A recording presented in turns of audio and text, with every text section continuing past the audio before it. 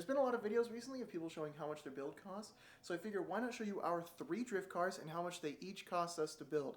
That way you can be better prepared for when you start building a drift car. I think this is going to be a pretty good video demonstrating the different costs. We've got everything from a rather expensive engine swap all the way down to just using the stock engine that came in the car.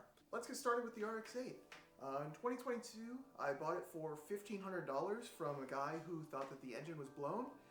It was actually just the throwout bearing, and the clutch was like completely destroyed.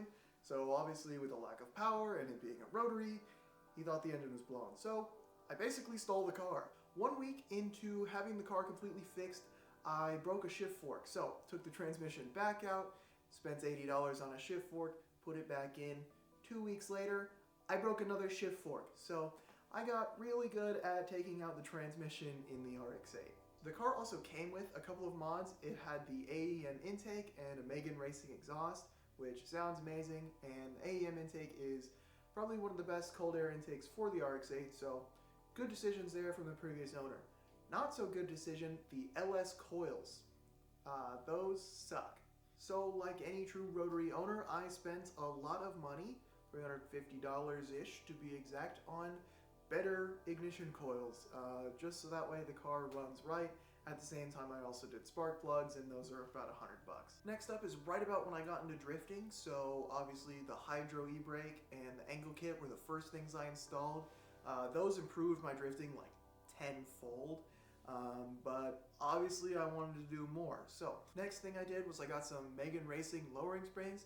Those are about $200, which honestly is a really good deal for having firmer suspension. And with that, I needed to get different wheels, so I got some drag wheels. They're just the cheapest white 16-inch wheels that Discount Tires sells. So that's why I picked those ones, if you were wondering. I picked those up for $600, and then the front tires were, I want to say they were about $350. And that's just so I could have better grip in the front. I also changed wheels because before I was running 19-inch wheels. Those are the BBS wheels that came on the R3 RX-8s, and like a goofy goober I am, I sold them for $600. They're worth $3,000. You're probably wondering when the car turned pink, and that would be now in this little timeline. $600 for me to buy all the materials, and that includes the sprayer and the paint, and I probably spent an extra $40 on the paper that went on the floor and the sheets that I hung up around the whole garage, but $640 to change your whole car's color, not too bad. The next things I bought were super expensive. That would be the seat and the roll cage, $800 and $2,300 respectively, but honestly both great investments. The Corbo seat holds you in super well, I definitely recommend it, and the cage kits, it is way better than anything I could have possibly done by myself. I was able to install it by myself. It fits super good. If I were just a little bit of a better welder, the whole thing would have came out great, but for my first time, honestly, it went super well. Around the same time, I went to a Formula Drift event. I got a Momo steering wheel. I got it signed by Kyle Mohan. It's super awesome. And then I also got a non-stop tuning hub. And I actually bought that straight from the guy who drifts the non-stop tuning car in Formula Drift. Super cool. He let me sit in his car. It's signed by Matt Field, which is cool. He said I was the first person to ever point that out. Lastly, just a couple videos ago, I installed a huge carbon fiber wing on my car, and I actually got that a long time ago, right about the same time as I painted the car pink. So I don't know what I was waiting so long for, but I got that for $200 off Facebook Marketplace.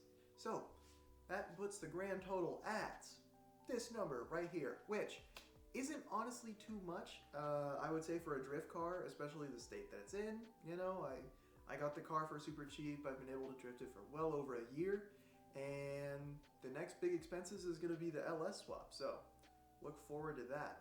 Obviously, there were a few little things, like I didn't include tires, oil, spark plugs, everything that's consumable. We'll just throw an extra $2,000 in for that, considering I've gone through a lot of tires. So, with that being the total for the RX-8, let's look at the Mustang. As far as the Mustang goes, this is probably as cheap as you can get it. I got the 99 Mustang with a 3.8 liter V6 in it with about 200,000 miles on the odometer for $500. And it well, to say it, promptly exploded. It didn't even make it 100 miles. I then got a 98 GT from a junkyard for 1,250 bucks with 80,000 miles on it. While the engine was out, we swapped over some PI heads, which were 250 bucks after a valve job. And the car already had a PI intake on it, so I got one of the cheapest PI swaps out there. I also installed long tube headers and a full exhaust, but since I had a donor car, there was not much cost at all for the swapping part, just moving one thing from one car to the other. After getting it running, that was about $3,250, which in today's market is pretty dang cheap for a decent new edge. After the swap was complete, I was itching for some more power, so I got some stage 2 comp cams, bigger fuel injectors, and a dyno tune to make just under 300 wheel horsepower. And with all that, I needed some more traction, so I got some basic American Muscle wheels and wrapped them in some Nitto 555s, which set me back a cool 1500, which was already discounted because Jake was working at Discount Tire at the time. This car is probably one of the easiest and cheapest cars to manual swap. I got a Tremec 3650 from the junkyard for 500 bucks and the pedal assembly for 30. I then stepped up to a ceramic race clutch and a light and flywheel for 650. I then later finally committed on getting a new paint job since the OEM paint was a little faded, to say the least, which was around 2 grand. Finally, once I got into drifting, the cost started piling up rapidly, faster than my wallet could keep up. Got a full roll cage for $1,000, seats and harness for 800, coilovers for 1250, and the hydro e-brake including dual caliper setup was 600. Then recently got a tubular subframe for $400 and a full angle kit for $1,200. Lastly, adding in about $1,000 for miscellaneous parts and fluids puts me at a grand total of $15,180. which honestly isn't too shabby at all for a entry level drift car. Oh, that's weird. We seem to be forgetting someone. Let's go ask him. So let's find out how much Thomas has spent on his car. Thomas?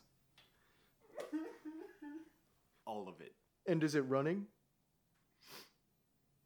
So, anyways, I gotta go to work. Got to make that bread. Work on the BMW. Sure.